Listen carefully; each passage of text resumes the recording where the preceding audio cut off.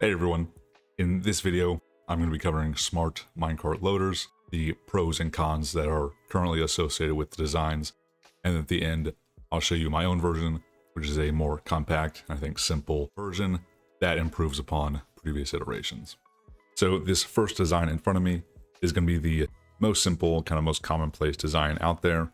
All it does is read inputs from this hopper. If there are items in here, it'll turn off this minecart rail, and that will allow a minecart hopper to stop there to get loaded.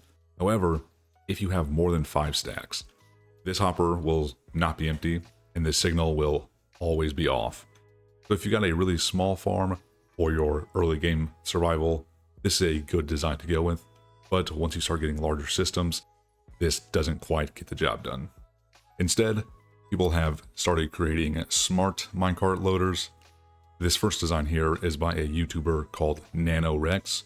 It's about 10 years old now. I'll link his video in the description if you want to check it out. But it's basically 2 circuits. That's one reading this hopper and controlling this piston, and then reading an input from our minecart down here and also controlling this. I'm not going to go into super detail on how it works. If you want to know more about it or even know how to build it, here are the materials, and I'll link his video in the description below so you can go and check that out. There are a few issues that I see with it. The first is a kind of fringe case that this minecart can get stuck in, is maybe if you have a super smelter here and you're loading different types of ore and you don't load them in order or properly. The minecart can get semi-full, but there are still items in our hopper and chest. This system will lock because it's designed to only go when this minecart is either full or this hopper is empty. Additionally, kind of a personal preference, this design does use sticky pistons, 2 of them, and hoppers. I tend not to like to do that. Sticky pistons I don't usually like to use, and hoppers iron heavy, and so if you're trying to use this design early game, it might not be the best for you. Lastly, it takes up a volume 4x4x4, 64 square blocks, which is a bit bulky in terms of today's redstone standards, so it might not fit into more compact builds you've got. To help solve this exact problem though, in which a minecart can only go when it's full, there have been other designs that allow for variable minecart capacity detection. And this here is a design by Xisuma. It's a really simple one. I'll also link his video in the description below. Here's the item list if you want to try to build it yourself. But all it does is take a signal from this hopper, and in it we've decided that we want to let the minecart release once it's got about 2 stacks of items. And so here it'll detect a signal. So if we send a minecart into it, it'll start getting loaded from this hopper in its chest. And then once it's reached that 2 stack threshold, it'll release. There are a couple issues with this design.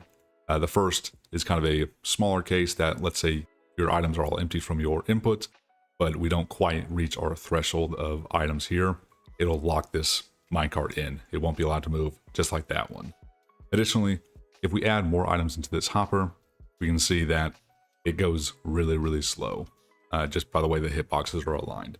Lastly, we can see it's a little more compact than that design, but we do sacrifice the input detection system with that.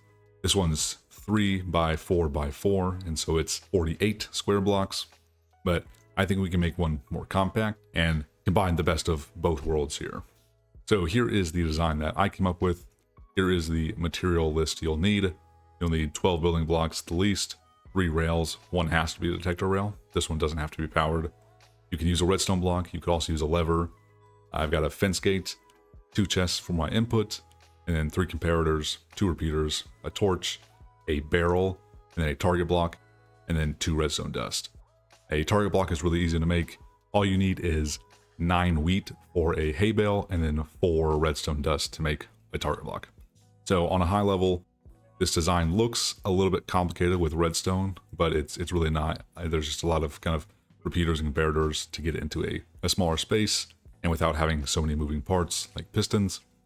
So all we've got really is a chest detection circuit and then a minecart detection circuit. And so when I build it over here, I'll walk you through each one of those so it makes a little more sense. All right, before you even start building, you're going to want to identify where your in and out rail is going to be. That goes off into your system.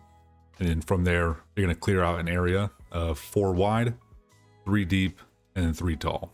And so when we compare it to our other 2 designs, this one is only 36 square blocks, whereas the first one was 64 and then 48. So we have improved on the compactness of the design. So we're going to build it in 3 parts. The first one's just going to be kind of our rail system. And so I'm going to go 3 blocks out from wherever your input and output rail is. I'm going to go 1 block up on the end. This middle block, I'm going to replace mine with a redstone block. You could just put a lever on there so we can power our powered rail. Now I'm going to place a rail here, and we want our detector rail going here. You can use that regular rail up there so you don't have to have more. And then on top of here, we're going to place our chests. This allows our minecart hopper to go like right here and pull directly from this chest without needing any additional hoppers. And it also increases the speed of the transfer.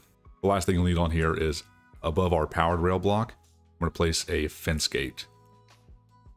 There we go. Next, I'm going to do the chest detection circuit. And all we're going to do is come out from this block here. I'm going to place 1 block. Now I'm going to go 1 up into this corner. I'm going to come 1 this way. I'm going to go 1 more up like that. We don't need these 2 corner blocks, so you can break those. Then on this block here, coming out from our chest, we're going to place a comparator. And that's going to read a signal based on how many items are in here. And then that's going to power this block. And so to get that signal, we use a repeater, and that'll pull that signal here and place it into this block as well. And then on the face of this block here, we're going to place our redstone torch. What this is doing right now is telling me, since there are no items in this chest, I'm going to depower, which is going to open this gate.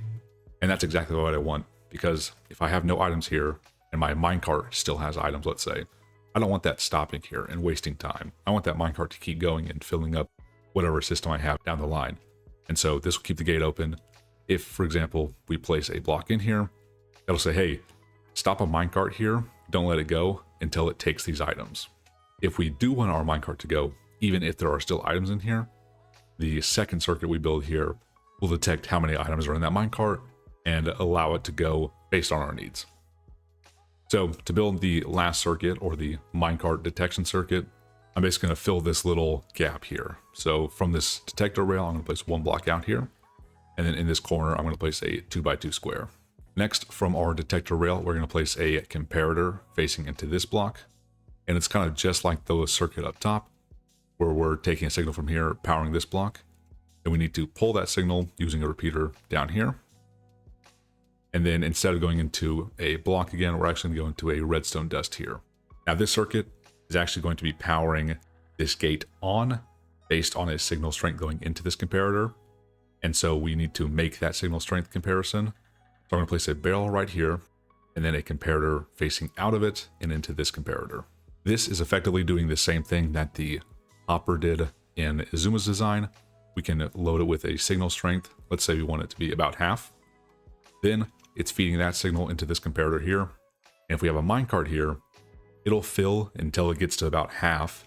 At that point, the signal in this minecart will be stronger than the barrel, and it'll allow a signal to go through this block, into this repeater, and onto this dust.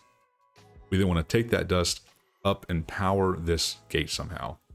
So to do that, we can shift click onto this barrel and place a redstone dust there. This is when our target block comes in handy, because the target block, by its own nature, pulls the redstone dust to it. And so our circuit is complete. And to demonstrate how this works, we can send our minecart in, and we fill it up with some items, and you can see it's taking those items. It'll get to about halfway, and then it should release because this will be powered. And there we go. That's all I've got here. I hope you found this video useful or interesting. If you've got any comments or feedback on this design or ways that it could be improved, please do let me know in the comments below. And if you enjoyed the video, leaving a like would be greatly appreciated. Thanks so much for watching. Have a good one.